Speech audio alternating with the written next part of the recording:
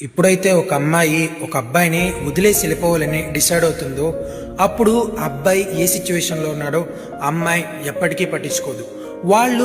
వాళ్ళ ప్రాబ్లమ్స్ని, వాళ్ళ ఇష్యూస్ని, వాళ్ళు చెప్పాలనుకున్న రీజన్స్ని చెప్పేసి ఈ అబ్బాయిని వదిలేసి వెళ్ళిపోతాడు.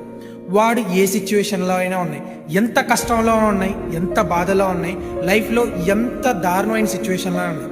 ఒకవేళ ఈ అమ్మాయి వదిలేసి వెళ్ళిపోవాలని డిసైడ్ అయితే అమ్మాయి అనేవాళ్ళు వదిలేసి వెళ్ళిపోతారు.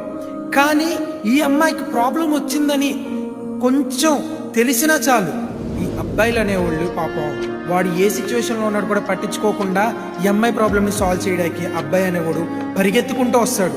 వచ్చి అక్కడ నిలబడి ఆ ఇష్యూని సాల్వ్ చేస్తాడు. వాడు ఎంత కష్టంలో ఉన్నా సరే వీడు ప్రేమించిన అమ్మాయి కోసం వాడు వచ్చి నిలబడి ఆ ప్రాబ్లమ్ని సాల్వ్ చేసే వాడు అక్కడి నుంచి వెళ్తాడు తప్ప మధ్యలో వదిలేడు.